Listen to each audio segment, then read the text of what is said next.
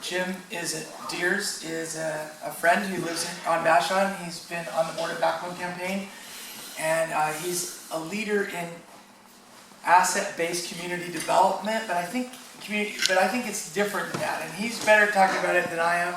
But he's helped start the Department of Neighborhoods in Seattle, and what somebody said is Jim is like the person who takes how did you put it? Like that he's a community organizing and brought into the government. And it was like, if we win, things would look like what Jim does. Kind of one of the things, maybe. So it's like creating, working from the vision. So I'm not going to embarrass myself by talking too much. So I'm going to let Jim talk. But Jim, thank you very much for being here tonight. Well, thanks. It's always great to be here. One is just down the road, but also just a huge fan of the Backbone Campaign. Particularly like the Action Camp and just meeting activists from all over the country. So I just want to thank you for what you all do. If we could just go around real quick, I'd love to find out kind of who's in the room, where you're from, organization or just place, whatever. Great, thanks everybody. So I was born in Burnaby, grew up in Iowa, went to Grinnell College, met a guy named Wade Rathke there who just started up Acorn, community organizing, and this is where I learned about community organizing. Moved to Seattle, didn't know anybody, wanted to do some work, community work, so I volunteered for a community organizing project that was starting up in southeast Seattle, Rainier Valley. Loved it so much I did it for 6 years as a volunteer. And then got recruited to Group Health. There was a more progressive board that came in and was trying to make it more like a cooperative again, so worked on that, started a nuclear awareness group, nuclear freeze boost in all the clinics, annual meetings, senior caucus, lots of groups, and then went to City of Seattle, city government, and was director of the Department of Neighborhoods there for 14 years. And then a community development corporation in Delridge and community foundation. I teach at the University of Washington in community organizing and social work and community-driven development and architecture. And spend most of my time on the road, sharing lessons that I've learned, and then just picking up new ideas everywhere I go. So I'm working in about 16 different countries at a very local level, usually with local government or with community associations of all kinds, rural, urban, Maori, just all kinds of groups. So just want to share some of what I've learned over time and then open it up for discussion. If you have questions along the way or want to jump in, just do it, okay? Okay? So I'd like to just start off by defining what I mean. I really think there's two paths to healthy communities. And one of those paths is service delivery, and the other path is community organizing or community building. And I think both are absolutely critical. Both are critical. But they're two very different paths, and service delivery is done by agencies of all kinds. And when I talk about agencies, I'm not just talking about government. I'm also talking about nonprofit organizations or the nonprofit industrial complex that often sees themselves as a surrogate for community, right? And community organizing is really done through associations where people come together voluntarily to do things they can't do individually. Service delivery, we really have different classes of people. We got the professionals, we got the volunteers, we got the clients. In communities, we're just all citizens. We're equal. Service delivery tends to be top-down, whereas community organizing is democratic. Service delivery tends to be siloed, where every agency focuses on its own mission, function, divides everything up, where we separate the young people from the old, from people with disabilities, from immigrants, and in communities where we come together. Right? And where they separate the physical world from the natural world, from the social world. So in community, again, it's where things come together. And finally, service delivery is totally dependent on money, whereas community organizing, community building is really dependent on relationships and trust. And the problem is, over time, I think we've had more and more service delivery and less community. Okay? So I was just in Taiwan and was reminded that the characters for crisis, the word crisis is made up of two characters. One means danger and the other is opportunity. So the good news is that we've got lots of opportunity these days. And the bad news, of course, is we've got lots of danger, lots of crises. And I think those crises are really getting people to think in a new way. And the first crisis is the crisis of our democracy.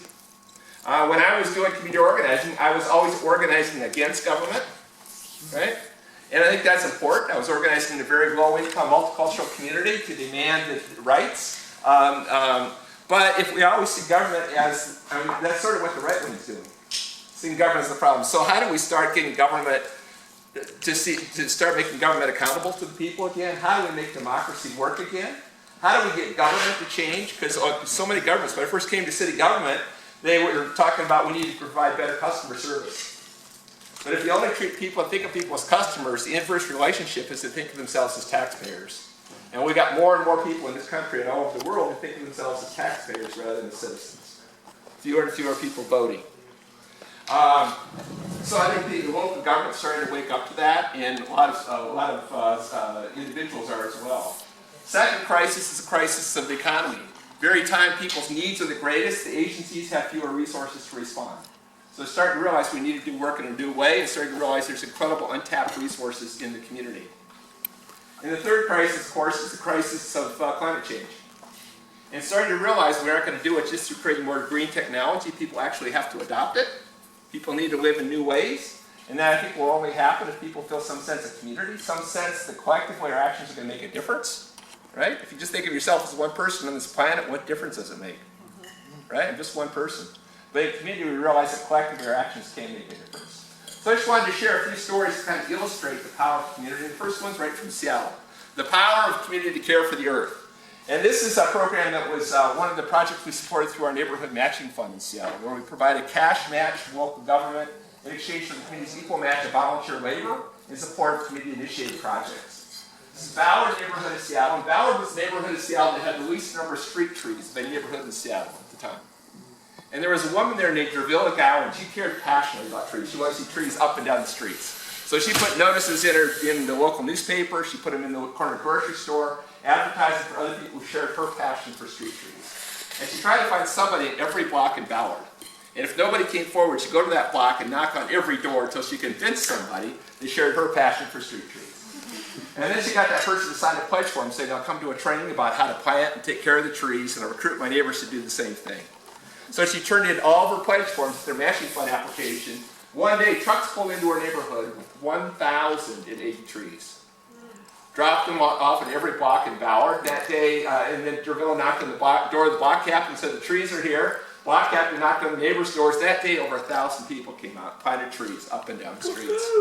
You know, people felt incredibly empowered. Beginning of the day, no street trees. The end of the day, they had tree-lined streets. Look what we can do when we work together as a community.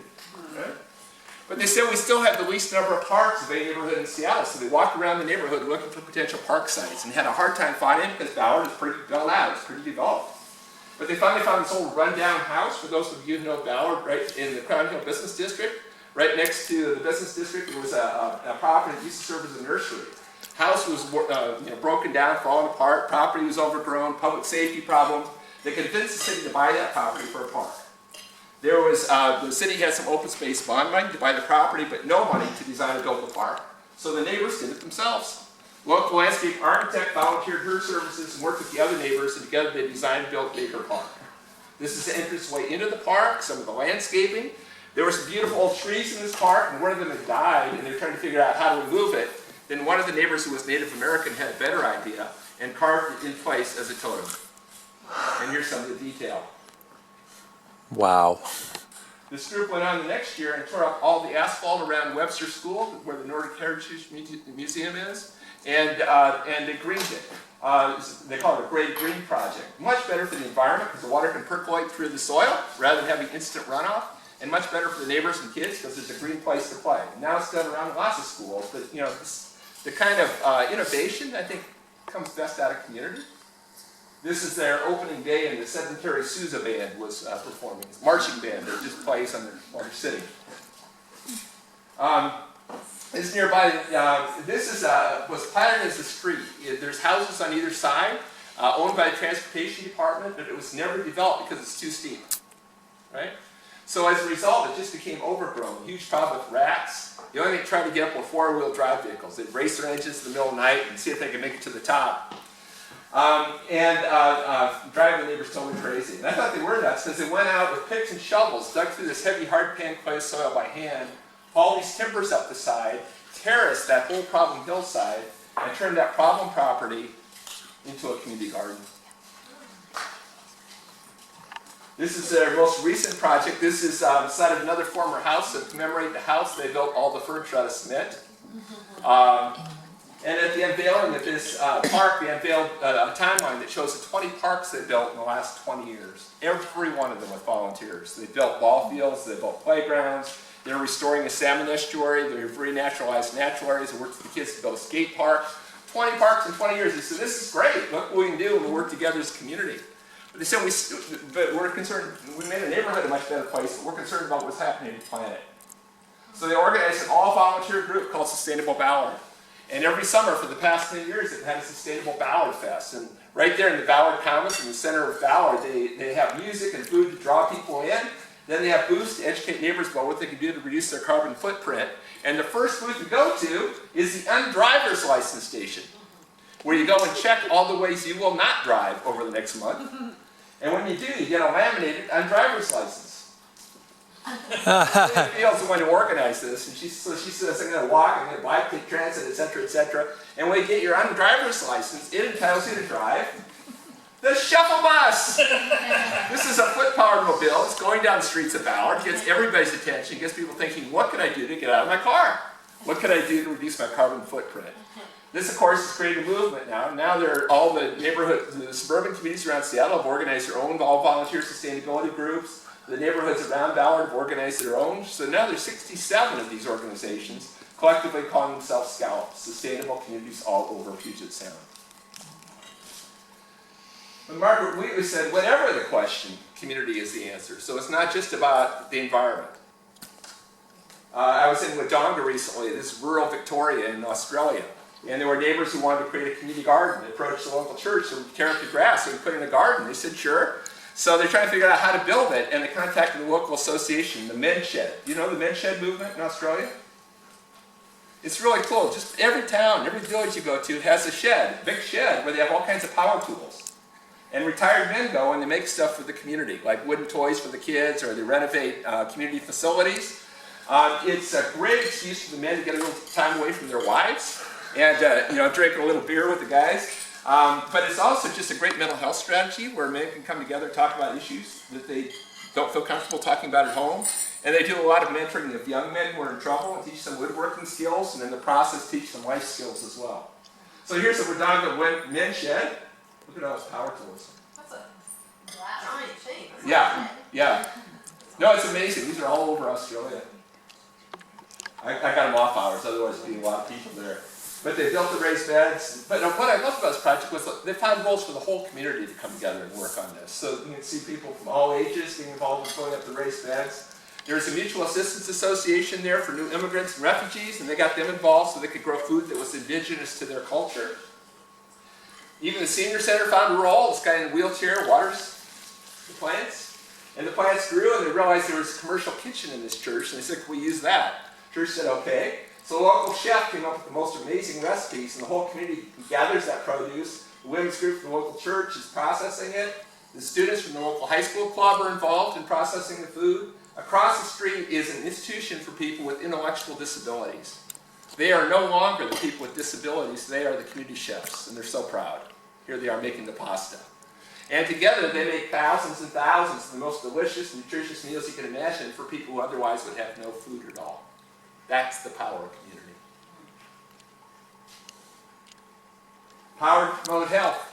There's studies that show that only about 15% of health outcomes can actually be attributed to healthcare professionals. That in many ways our communities can have a much bigger impact on our health. You know about social determinants of health?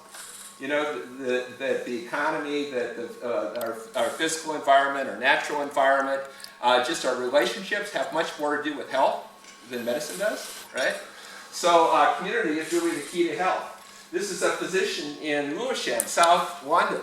And he realized that a lot of his patients, that their main illness was that they were lonely, or they were depressed. So rather than prescribe pills, he formed a time bank, and the prescription was you join the time bank.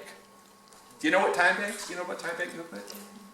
Yeah, so they're taking off all over the world. So I got to go to one event just to see how it worked. And if you pledge an hour of your time, you got to participate in a Bring and Fix event.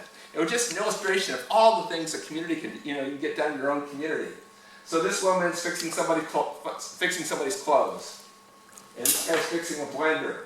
And they're fixing bicycles. fixing somebody's hair, fixing somebody's back. She's really excited because she got her high heel fixed. But what's really cool is it's a great way for people on the margins of the economy to get their basic needs met outside the formal economy, but it's also a great way to build those relationships. So everything involves people working together. Here people are working together to make a smoothie. Right? Oh. And this guy is offering free skydiving lessons. That's her thing. And they just have regular social gatherings where the whole time bank comes together just to support each other. Another unique power of community is the power to prevent crime. I think we're starting to realize that the old ways aren't working. Put more and more money into so-called public safety justice programs. We've got more and more people living behind bars, and people aren't feeling any more safe. We spend a fortune on it. Right? So, I often say that we spend so many resources lining up the ambulances at the bottom of the cliff. And community's job is really to build the fence at the top. Right? The police officers can enforce laws, but only communities can really prevent crime. Right? So this is in Limerick, in Ireland. This is one of 4 social housing communities. It's called Ballinacora Weston. A neighborhood, all social housing. There was a huge gang problem in this little neighborhood. Very vicious gang. These are some of the gang members. There have been several murders in this small neighborhood. And the government solution, without consulting the residents, was we're going to buy up your homes and tear them down and rebuild this community. Sound familiar? Hope 6. So they started boarding up the houses, and it wasn't long before they became covered with graffiti. Soon there was garbage everywhere. And with the collapse of the economy in Ireland, there was absolutely no money to follow through on the plan. People worse off than ever. People living behind closed doors because they're scared, right? But on Christmas Eve, a young at-risk girl named Maeve organized her friends, and they went around house to house Christmas caroling. Incredible bravery. But it gave everybody else confidence to start coming out of their homes. And there was a vacant lot in the middle of the neighborhood where all the drug deals were going down. And the kids went out and painted out the graffiti. They cleaned up the sidewalks and the gutters. They recruited the parents and neighbors to make planter boxes. And they whitewashed the walls and turned that problem and created this mural. And turned that problem property into what they called the Garden of Hope. And now that's the place, become the gathering place where people feel safe in the community. And now residents, against the wishes of the local government, are going around and renovating facilities. And people are starting to live back in the housing again, rebuilding that sense of community. Another unique power of community is the power to sustain the local economy.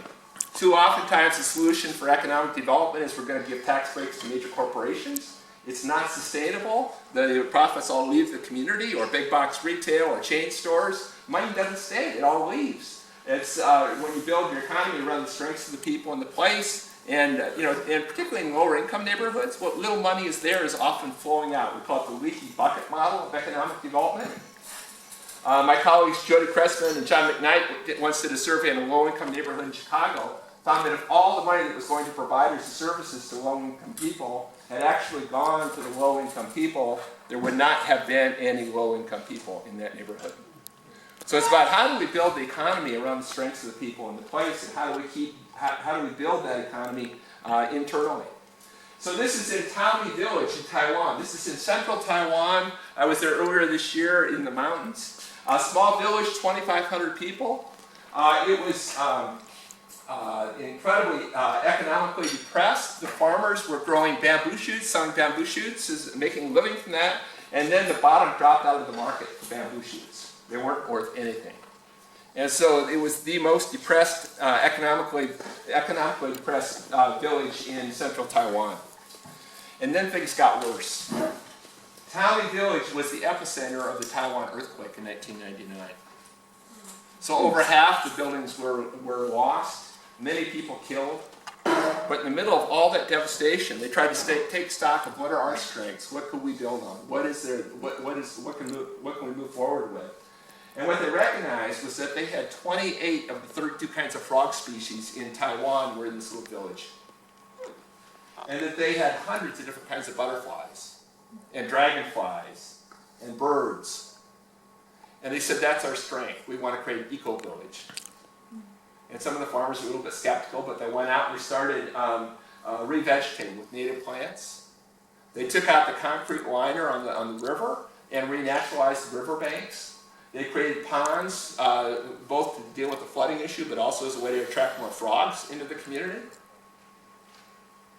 And then they started training the farmers how to be eco-tour guides. And they got hundreds of hours of training, and 48 of them got certified as eco-tour guides. Here they are with their certificates. Started bringing tourists for the first time to Tommy Village. And they needed places to stay. So 31 local residents started up B&Bs, the first B&Bs in the community. And then the tourists needed something to eat. So they started up gardens all over, organic gardens. And they started up local restaurants. This restaurant just serves food that can be eaten by caterpillars and butterflies. But they were just so thoughtful in doing this, and in their community gardens, they also have a program to involve people with dementia, residents with dementia, in the gardening, so that they can feel productive, so that they can feel connected, and it's really helped them with deal with their dementia. And it started bringing young people back in. There had been nothing for young people in Tommy Village. There were no jobs. It was a boring place. With this eco-village, it became exciting. And particularly young artists started coming in. They created all this art with an eco-village theme. These gigantic caterpillars. And you go to Tommy Village, now this last year, there were 400,000 visitors to Tommy Village, where there'd been none prior to creating this eco-village. Another unique power for me, I think, is the power to create great places. That I think in many ways there's a connection between people and place. You need bumping places, all kinds of things to help create that sense of community, but the best places are created by the people who live there. I just got interviewed by KUOW, and they're asking about South Lake Union. What do you think about sense of community there? And I said, I just don't feel any sense of soul there. It was a neighborhood created by developers and not by the residents. You don't have the same feel that you get in Georgetown or you get in South Park, places that have been around, that are a little more gritty, that people have created themselves. So this is in Christchurch. Christchurch is a sister city of Seattle. I worked with them before the earthquake. You all know about the earthquakes like 3.5 years ago. They've had thousands of earthquakes since. 90% of the downtown was lost, of the center city. Half of many of the neighborhoods. Their namesake Christchurch Cathedral was destroyed. But in the middle of all that, they said, we've got all these empty lots now. Let's figure out how we can use those to rebuild our sense of community. So residents came together and just did amazing projects. So right downtown, they said, we want to create a gathering place to rebuild that sense of community because we've lost all our gathering places. And the site of a major hotel that had collapsed right in the center of the city, they said, we're going to create a gathering place here. All they had were a bunch of old construction pallets. So they created the Blue Pallet Pavilion and built this fantastic gathering place out of construction pallets. And they put green rails through it. And I was there on the opening day. I've been back a number of times since. There's always stuff going on there. This is another vacant lot. Somebody had an old washing machine. And they put speakers on the inside. And if you put in a couple quarters and you hook up your iPod, you can play whatever dance music you want. And there's a dance floor there. And right in the center of all this devastation, people are dancing. Oh, wow. And this is another vacant lot, and they painted the back of the wall with white, and there's a big screen, and if you ride up in your bicycle and hook it up to a generator, as long as you're bicycling, the movie plays. We call it Psycho Power Cinema. So you got dozens of people bicycling as the movie plays. Just the creativity that comes out of community. This is another vacant lot where they painted the wall white so people could write poetry. So all kinds of people read poetry, they do poetry readings there, and this poem in particular really got to me.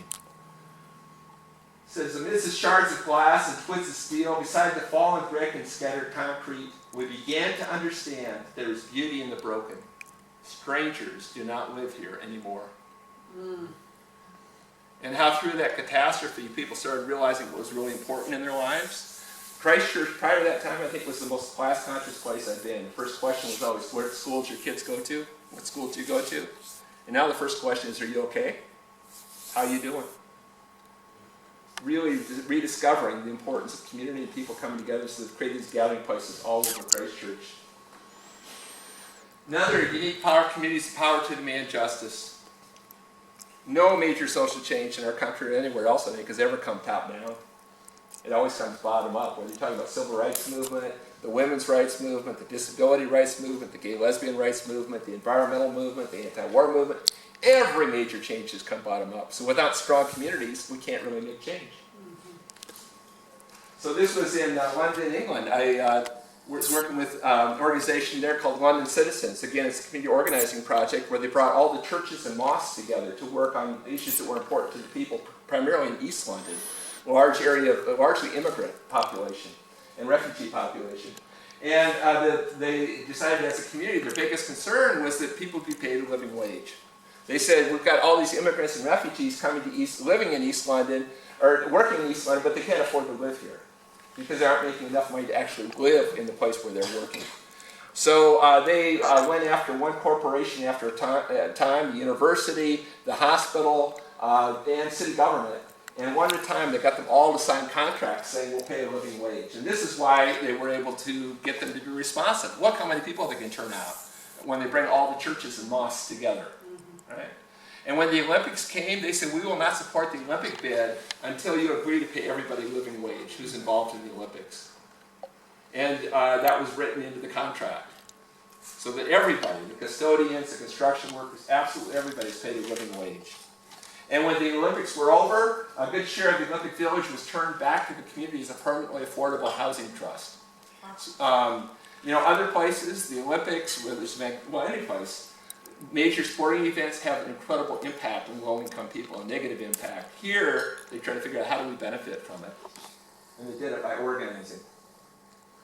The problem is, the very time we most need our community, because of all of those issues, climate change, all those issues, our community itself is probably in its greatest state of crisis. How many of you know Robert Putnam's work?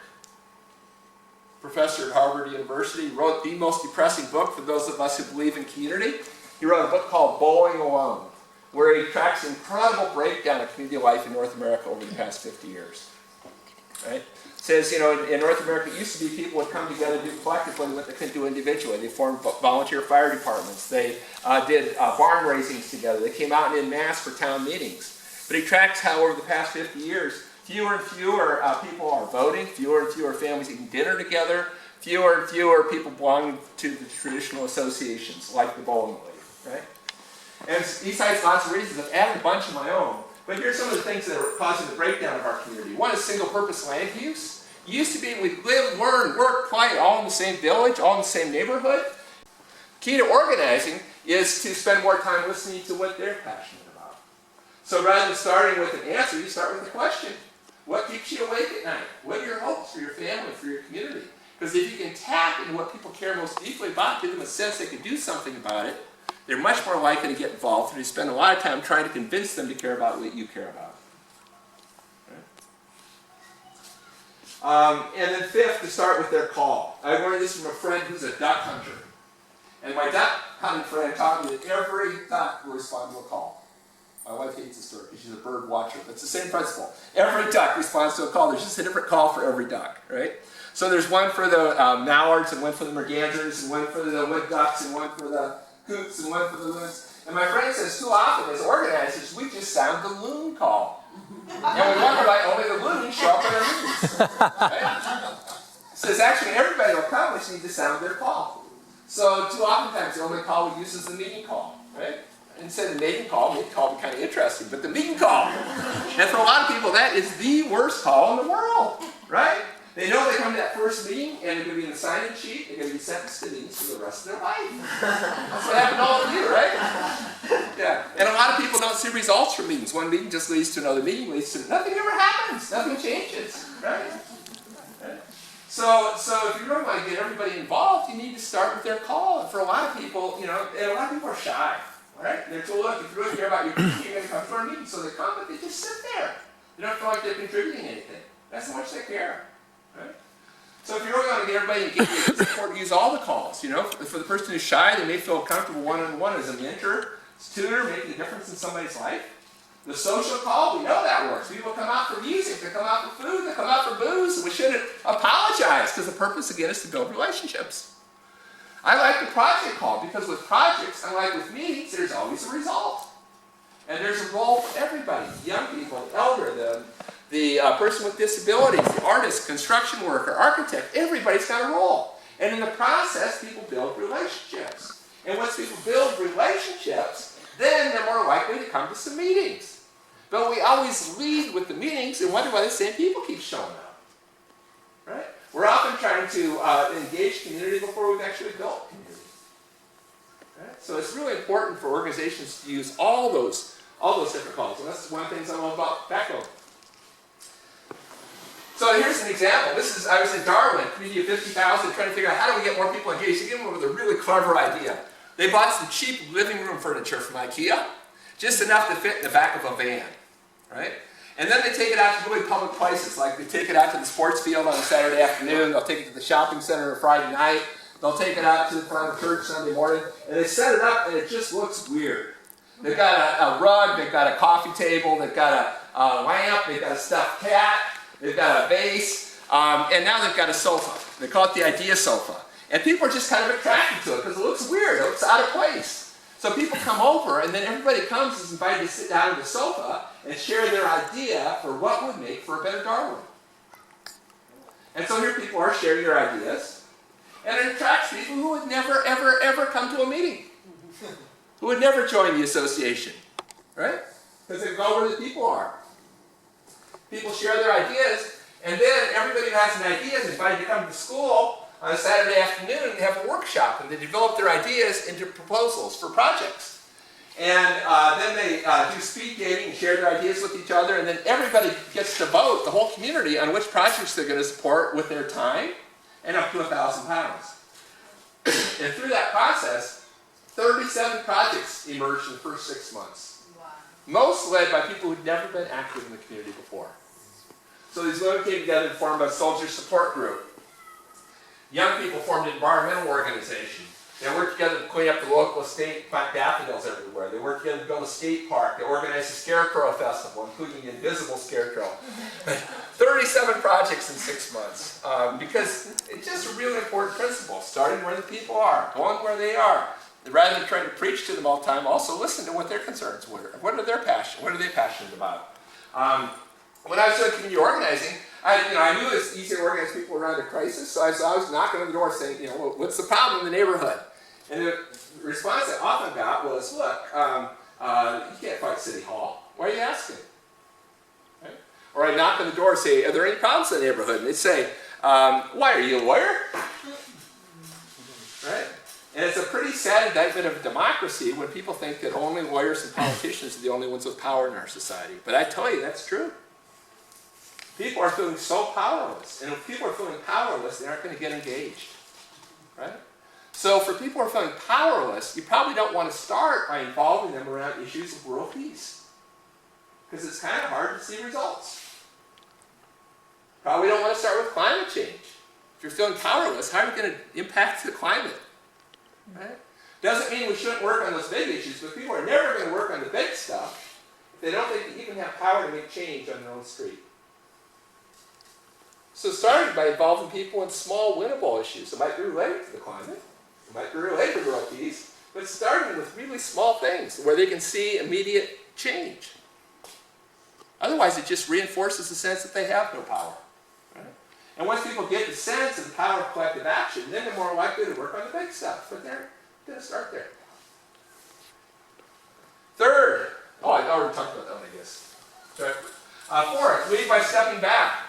Different kind of leadership. So many of the community leaders I know say, God, I'm working so hard, I'm burned out, and we're doing everything. Well, that's the problem. It's like not making room for anybody else. It's often those leaders who say, nobody else can do it as well as I can. And they aren't willing to give it up. And I find the most effective leadership is where you can break the leadership into smaller pieces and realize no one person has all the skills to be a leader. One person's a good facilitator, somebody else is a good talker, somebody else is a good listener, somebody else makes a good pie to get people to come. There's all kinds of roles in leadership. And to break it up into smaller pieces, and then people feel more comfortable stepping up because it's not a 24/7 thing, it's just a small role. And then they'll grow into a larger role. So my old colleague Henry Moore used to talk about the importance of leading by stepping back, creating room for other people, right? Rather than always, being out there trying to do everything. When I was training as an organizer, the iron rule of community organizing is never do for people what they can do for themselves.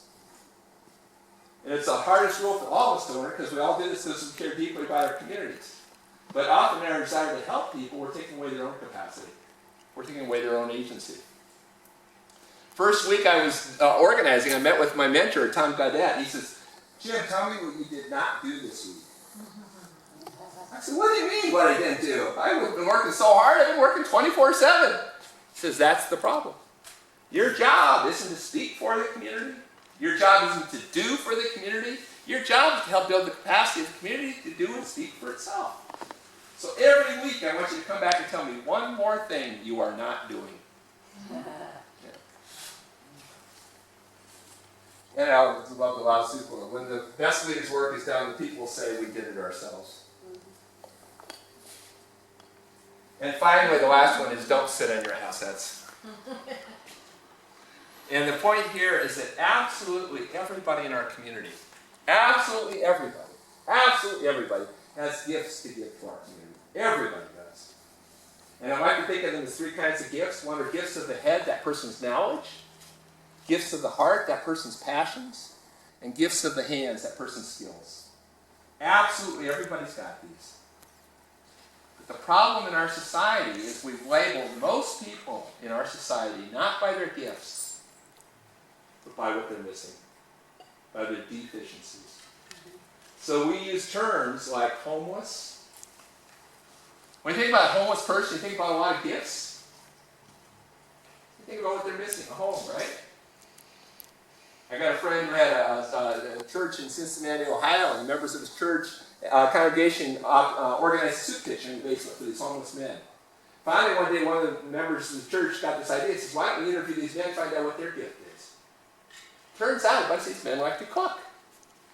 They said, would you like to help cook the meals in the soup kitchen? They were overjoyed. Nobody ever thought to ask them that before. And after a while, the members of the church and the homeless men are cooking and eating together. And it was kind of hard to tell who were the providers and who were the clients. Because it wasn't about services anymore, it was about community. And to me, that's the meaning of community, recognizing everybody's got needs and everybody's got gifts, and it's about supporting each other's needs with each other's gifts. Unemployed, poor person, non-English speaking, single parent, addict, offender, at-risk youth, old person, disabled. How many people in this room have no disability? I see eyeglasses. My disability is my memory gets worse all the time. We all have some disability, but there's a huge section of our population that we think solely in terms of their disability. And when we just think about their disability, we forget about the incredible abilities they have. And if we're just focusing on what people are missing, they become clients in a service system. If we focus on people's gifts, they become citizens in our community. And I'm not denying needs. Everybody in this room has needs. Everybody in this room requires some services. I think most people in this room would be identified by your gifts. And most people outside this room would be identified by their needs. And then we wonder why those people aren't active in our communities. It's because we've defined them out of our community by not focusing on what they have to give. I had one last story. You have time for one more? Oh, yeah. This is, we just tried to figure out, work with neighborhood associations in Seattle to help them think about how they could become more inclusive, how they could become stronger if they included everybody. And had some discussions that who's the most excluded in the community. Thought they're probably the people with intellectual disabilities, with developmental disabilities, people who'd been institutionalized for years, lived in large institutions outside of our cities, were being increasingly deinstitutionalized and living in our neighborhoods and group homes with family members in our neighborhoods, but not in part of our community. So we started a program called Involving All Neighbors to focus on the gifts of those individuals and connect them with projects that could use those gifts in the neighborhood. So this guy, Matt, came to see me, and Matt says, I've been living in the Ravenna neighborhood now for 8 years. I don't know anybody. And I said, Matt, what do you like about your neighborhood? He took me to Ravenna Creek. He says, I love the creek. And I knew the neighborhood association was working hard to clean up the creek to make a better salmon habitat. So I talked to Thomas, who was the leader of the association. I said, Thomas, could you involve Matt in the project? He said, yeah, we can always use more volunteers. So I trained Matt how to remove the invasive plants and how to reforest the native plants. It wasn't long before Matt became the expert. He was leading work parties, teaching everybody else how to remove the invasive holly from along Ravenna Creek. But Matt's greatest gift, he's got this incredibly infectious personality, so he comes in, knocks on the door, and says, hi, I'm Matt. I really care about Sam, don't you? You don't have any wolf chat? Of course not. Yeah, you can't say no to Matt. He is the #1 volunteer recruiter in the neighborhood. He's got armies of people cleaning out the invasive holly. And he's really creative. At Christmas time, he organizes a holly day party. And all the neighbors go and they collect invasive holly, and they make Christmas decorations. And then Matt invites everybody over to his house afterwards for a big party. And Matt is totally socially uninhibited. He's always the first one on the dance floor. He helps everybody else break out of their shells. That's his gift. He builds community like nobody else. This is Susan on the right-hand side, Susan Herman. She's chair of the Westwood Neighborhood Association. And she worked with the Department of Social and Health Services. And she asked them, could you send letters out to all your clients? And the letter basically said, hi, I'm Susan. I'm chair of the Neighborhood Association. We'd love to get you involved. If you're interested, give me a call. So she got a call from Raymond and Ginger here. And she went to their house. They said, we've been living here 20 years. And we don't know anybody. And she looked around the inside walls of that house, and there were all these crafts on the walls. And she said, what's with the crafts? I said, well, that's how we spend our time. And a lot of the crafts had clown themes on them. She said, what's with the clown? She said, well, Ginger said, Raymond used to be Rayto the clown. But he hasn't clowned in 20 years. Susan said, we're having our Delridge Community Festival on Saturday. Could you come down and do some clowning for us?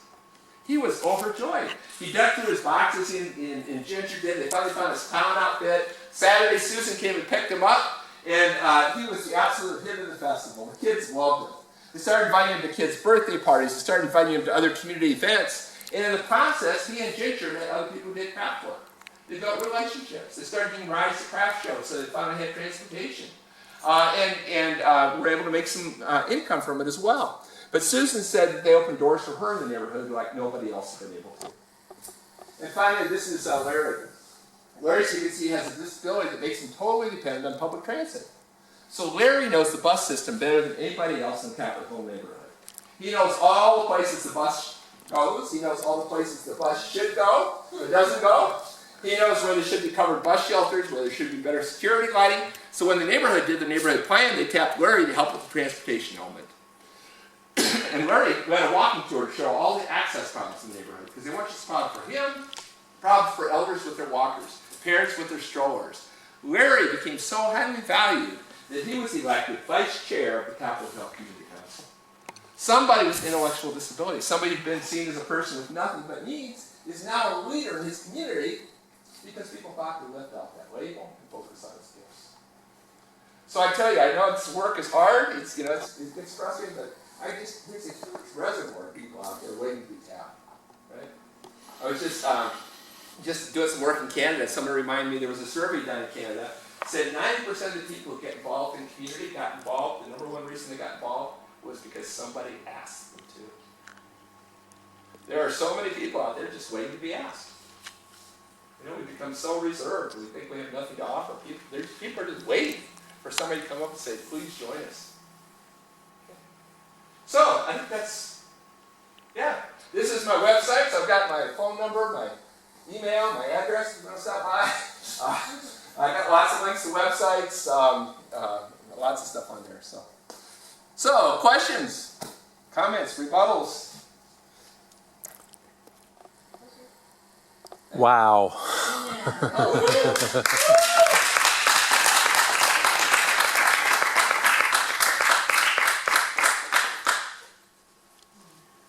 Well, good.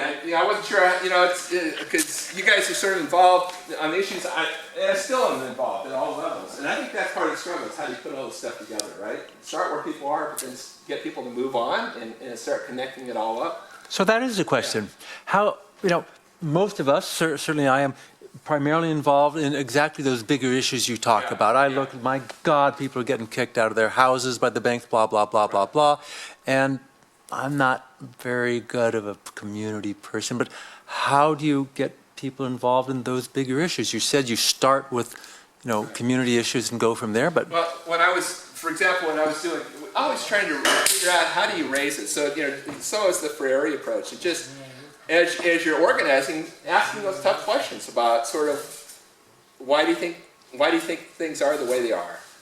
Just, so it's coming from the people, so you're doing a lot of preaching, but you're always raising questions about it, or always trying to tie it into bigger things. So when we did community organizing, we had a film festival that just talked about community organizing efforts around the world on much bigger issues and tying things in. And we started an issue people were just concerned about their rate increases. They couldn't afford their utility bill rate increases.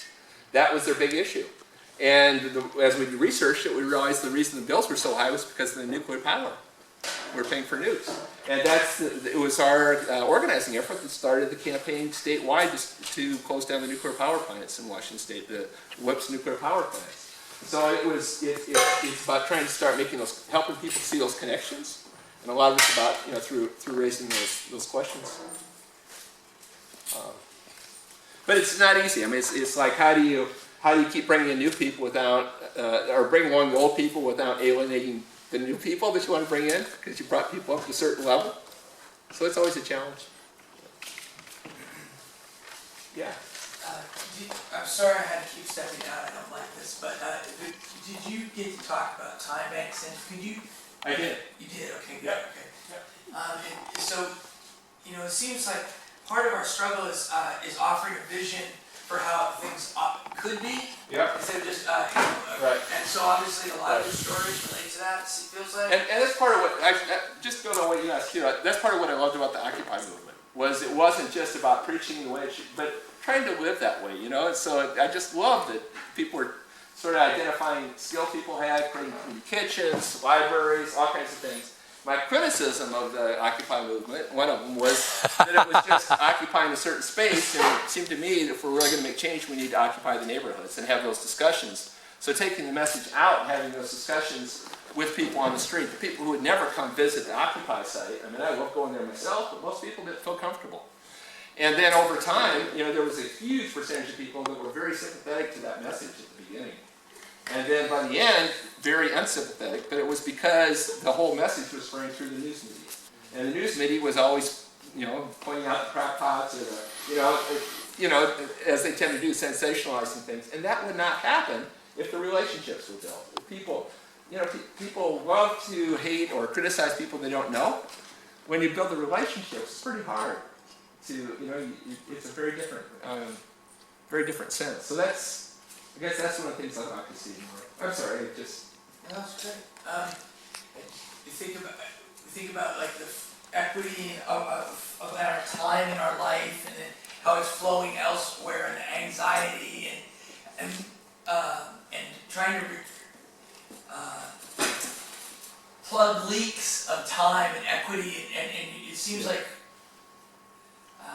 God, I don't know what to say. I'm not sure. Oh, yeah.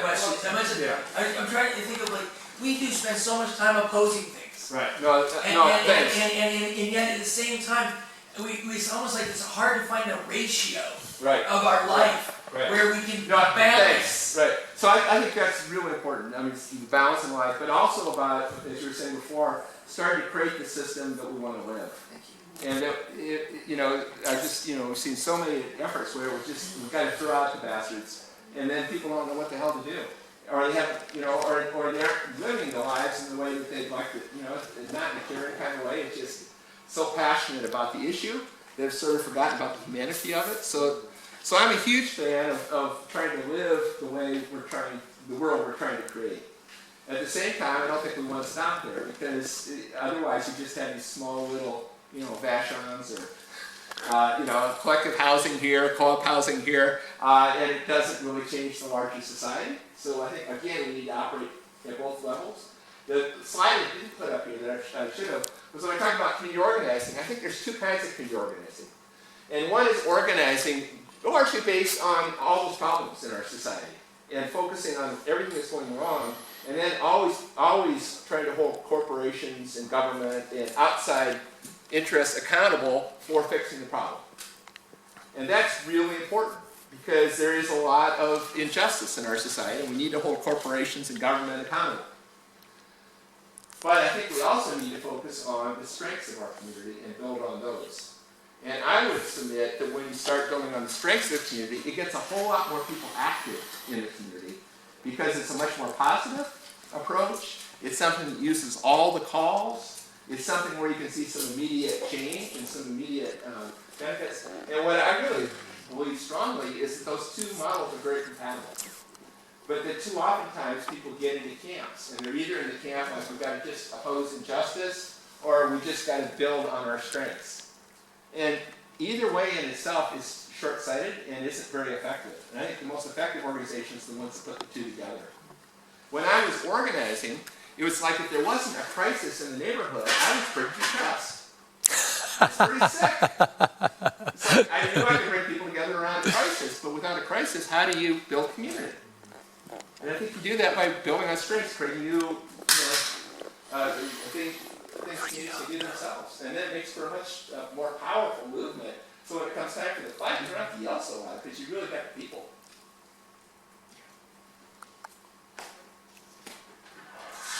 Do you see places where people are successfully reducing people's stress level, anxiety about financial insecurity, is there, people could call it decommodification, aspects of our lives where it's taking some of the pressure and anxiety? I mean, that's happening a lot through time banks, Yeah. right?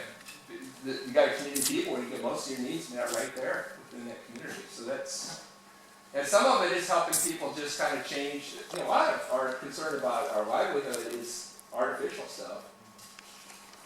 That it's about trying to support a certain level of lifestyle, and people get really stressed about that. And it's like my brother. He moved up to Kootenays right out of college. Lives on a land cooperative. Has a organic farm or organic garden. Brings produce to Nelson to the food co-op, and that's how he makes his living. But he has no running water. He has no electricity. He's living off the grid. And I was always kind of critical of him for kind of dropping out of society. Man, that guy's. He's got it really good. He's like, he doesn't need anything. He's learned to live on nothing. So during the winter, he and his wife will go all over the world, tracking, live by the side of the road, eat what the people are eating, having experiences I don't think I can afford, and yet he makes a lot less money than I do. He just has a different lifestyle. And he's making huge change where he lives. I mean, he's the leader in the conservation movement here, just because he really cares about the place and they're really organizing, doing really effective work. So it's sort of those, we've been chasing the wrong stuff for too long, Most important thing in life is not things, right? So it's about how do we simplify, focus on what's important, and realize the real strength is in each other, is in our community, and not necessarily what's in the bank or the credit union.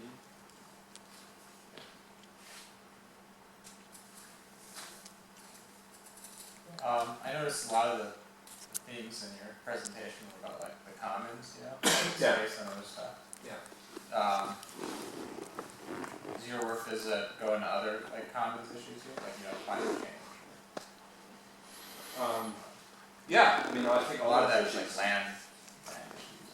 Yeah, most of this stuff is more local, but like sustainable sail is definitely about climate change, and it evolved out of very local actions. So people moving and started to think in bigger terms over time. I tend to show pictures that I guess were a little more physical, but there's lots of little histories, doing lots of work in Netherlands, where the central government's totally taking all the money off of social care. It's up to local people, so they're creating all kinds of systems to support each other. So I think the most powerful community work is the one that cuts across all those issues.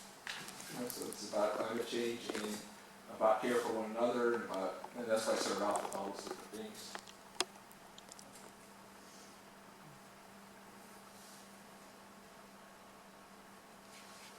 I was in Hogeveen, small community in the Netherlands, and just small village, and they were all losing their elders because there was no nursing home. So they just had an old abandoned house, and they all worked together to fix it up, and they created their own nursing home, all run by volunteers in the community. And those who aren't in the nursing home, they have people in the community who are their buddies and check on them every day and provide whatever support they need. And to me, that's real security. You don't need a lot of money, you just need that community. Off of that is the question of time banks, and I don't know like how much we all know as a group about that. I was interested in the different ways you've seen it done and what's most successful. Yeah. and least successful. Well, recently did a process with senior services called Aging Your Way. We had little gatherings all over King County about what would a senior-friendly community look like? We brought boomers and older people together. And it was really powerful because what came out of there, I had people create a vision of what's the senior-friendly community. The key themes that came out were nothing that was being done by senior services. The key things they said was, look, we spent a whole lifetime gaining skills and knowledge, building relationships, and now we're just valued as clients, we're just valued for our needs, and we want to be able to contribute. And right now, senior services is so boring. All we see is a bunch of old people, at the senior center and all the programs. We want to be able to interact with young people. And they said, we spent a whole lifetime screwing up the environment. Now we want to give back. We want to live in a place that's green, sustainable, community gardens, sustainable energy. And they said, right now, every stage of our life, we have to move to a different place. We want to be able to age around the people we know and love. So we want walkable communities. We want good access to services, good transportation, all that. So out of it, they came up with all kinds of community-initiated projects to move in that direction. And one of the key ones was time banks. So they've started out time banks now everywhere from Lake Forest Park to Edmonds. It's called Swell. There's a time bank being formed in the Central area. There's one in West Seattle. Vashon's got one emerging. So there's lots of time banks that have come just the last couple of years. There's been a longer-term one on the east side of Seattle. I was involved in the time bank movement 30 years ago in Fremont, and we really worked to get people with disabilities as part of that, where they could share their gifts and their time value exactly the same as everybody else's, and a great way to build the relationships. It was very successful, but it became an administrative burden over time, trying to keep track of everybody's hours, and it wasn't much fun as a volunteer. But now there's software. There's some benefits to technology too. So now there's software that does it for you. So it can be pretty much self-supporting system. And there's lots. I do a lot of work in the UK. Martin Simon, good friend of mine, is the guy who started up the whole Time Bank UK, and they're all over the UK now. He's written a book about it. There's lots of books on the topic. Time banks are set up in different ways, but the general principle is everybody's time is valued exactly the same. So there's those kind of differences in time banks, but general principles are the same. Then there's old versions of it, like Let's, and where it's really based on kind of the old system about how much time some vocations are worth more than others. I like the one where everybody's the same. But there's lots of information. And part of the reason I put the website is really, if you have questions, if you're looking for resources, follow up, contact me, because I really want to see this stuff happen. So Ernest question, is when they're in the volunteer work? I'm sorry? And they build hours, is this the time bank? Yeah. Explain the process. There are places in the UK where you do volunteer work, and then the volunteer time is counted as hours that you can, or credits that you can get for a meal in a local restaurant or whatever. Most places, though, time bank is for every hour of service that you provide of some skill you've got. Whether you're I don't know what you do. I have a hard time figuring out my skills sometimes. But you might be a gardener, and an older person needs help keeping up their garden. So you provide every hour of gardening you do, you get an hour of whatever service you need from somebody else within that network. That isn't a one-to-one relationship, because that person may not have what you need, right? So you provide an hour of gardening, and then you can get an hour of plumbing from somebody else, or an hour of legal services.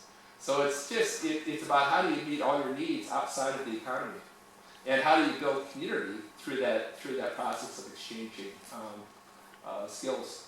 Building relationships. Yeah, it's really powerful. And then they often do things collectively. it's, well, group work parties, just ways to build that sense of community. Can you imagine a way to, if, say, a community organizer wanted to be supported to do that community organizing, and that they built as the foundation, as their first project, to establish a time bank, so that they're actually doing basically a gift and skills and this inventory of sorts. How could that potentially translate into a system where that organizer gets the housing and the things that they need? Well, I mean, I've seen systems like that. It's where people say, hey, that's one of the services we want is an organizer. So the organizer's time is valued just like the plumber, like the electrician, right? And then can you speak a little bit to pluses and minuses of paid organizers? Do you have a problem with paid organizers? No, I was one. I have a problem with people who are claiming to be organizers and aren't organizing, who are acting more like leaders. So I think it's important to think about what's the role of the organizer. And to me, organizers are the ones who help create leaders. And they aren't the ones who go out and speak for the community. They aren't the ones who pick the campaigns, lead the campaigns. They are very much in the background and helping other people become good leaders, helping the community itself be successful. So the best organizer is somebody who, if they leave, the work will continue.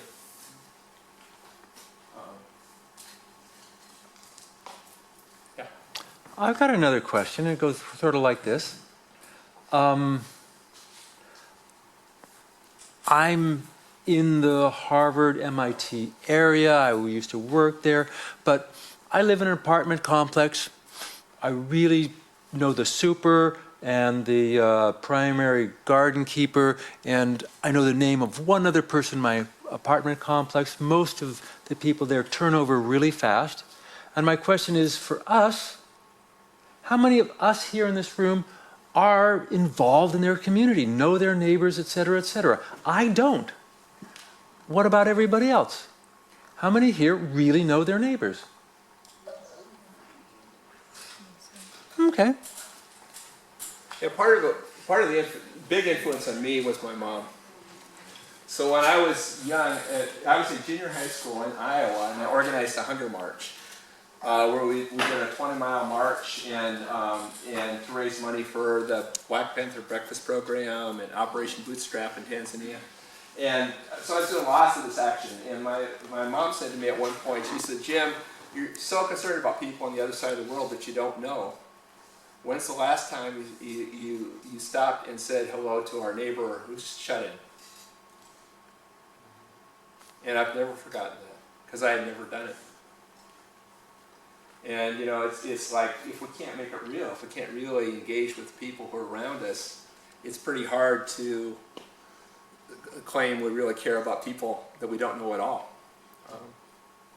And it's about, again, sort of living that kind of world we're trying to create. And it shouldn't necessarily become another burden, another time sink, because none of us have extra time, but things like Time Bank and things like, child care cooperatives are just different, or food buying cooperatives, or people cooking together on a street are time savers as well as community builders. I was home in my village and I was visiting a cousin quite involved in the community. And he takes his time to go and visit people. Yeah. And then he was talking to some relatives and they said, well, I don't see you very often. You know what his answer to me was? I want you to tell me what's on my living room wall. And that person couldn't tell him. Yeah. He said, I can tell you what's on your living room wall. So ask yourself that question when you talked about your cousin or your friend or somebody you went to school with. When's the last time you were at their house to see what's on their living room wall? If you can't tell them over the phone what's on the living room wall, it's time for you to go visit.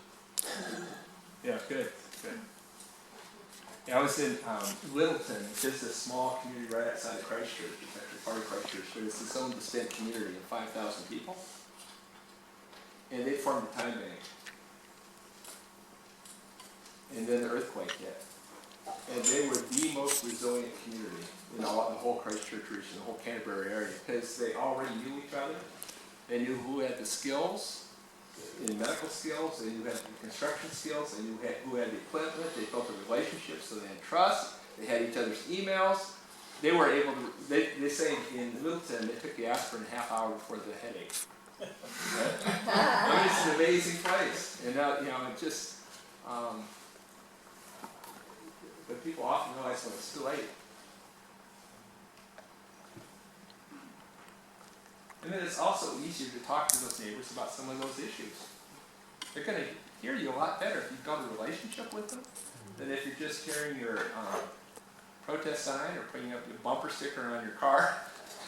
It's not gonna influence them. It's the relationship that does. And then they're going to be open to having conversations. I think one of the nice things about Seattle is the neighbors' night out. Yep. So it was this week. It was the Right. first Tuesday of August. Yep. It's today? No, yesterday. Yesterday. Yeah. And that's what's made my neighborhood so cohesive. Sometimes we only see each other that one night a year, but it really makes a big difference. Just that. We had I got an invitation once for a University of Washington professor who invited me over to his house in Capitol Hill because the Minister for Civil Society from the UK was visiting. And so he wanted me to come and just talk about neighborhood stuff in Seattle. So I was talking, and I could tell he was a little bit skeptical. We were even in the backyard, right? I said, well, just step out here. So we went out and we started walking down the street. Everywhere we went, there were people eating in the street, partying in the street, having just, hundreds and hundreds of people. And we just kept walking, and the guy was just totally blown away. And finally, had to admit, this doesn't happen every night. This is night out. But I think that's the key: is how do you make it happen all the time? That if it's just once a year, there's real value. I love night out. But in too many ways, the Block Watch, Seattle has a Block Watch program that was started by the police department 40-some years ago, and the program hasn't changed in 40 years. And the idea is people will get organized when it's too late, after there's been a crime wave, right? Then they call up the police department, they come out, teach you how to put the deadbolt locks in your house and how to, the peepholes. Sort of like you gain security by closing yourself off from everybody and watching out for strangers, right? And I think the safest neighborhoods are the ones that don't focus on safety. Right? It's like every agency is trying to organize us around their agenda. Right? When I was in Christchurch, they have a Safe Christchurch initiative, they have a Healthy Christchurch initiative, Sustainable Christchurch, Resilient Christchurch, etc., etc., etc. None of them work because people are being pulled in all kinds of directions, and that's not the way community comes together. So at the block level, think about all the things you could do at a block level, where you could do bulk buying. Michaela, who's here, they did they wrote a neighborhood manifesto. Everybody on their street got together and they had a discussion about what are the values by which we're going to support each other, raise our kids, and care for the planet. And then everybody on the block signed it. It's the Mead Street Manifesto. Or my daughter borrows my PowerPoint projector on weekends and shows movies on her townhouse patio. And invites all the neighbors to come over, and they have a theme each night, and people bring food that's appropriate. Or people do time banks on the block level, or do a tool sharing on the block level, or create a community garden, or plant street trees, or create a little free library, or work to clean up the alley and make it a public space. Or they work together to do policy discussions at the block level. There's tons of stuff you can do at the block. And the more you're doing, supporting latchkey kids, supporting housebound seniors, all that stuff you can do at the block level, doing ride shares, all kinds of stuff. More of that stuff you do, the safer you are. And the healthier you are, and the more sustainable you are. But it works because you aren't focused on any of those issues, you're just focused on community. But, doing what's important to the people on that block.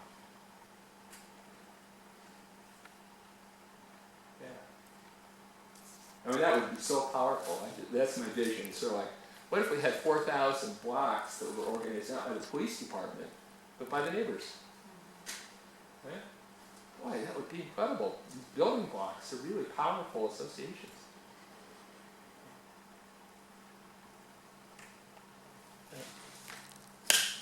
Okay, why don't I keep all night?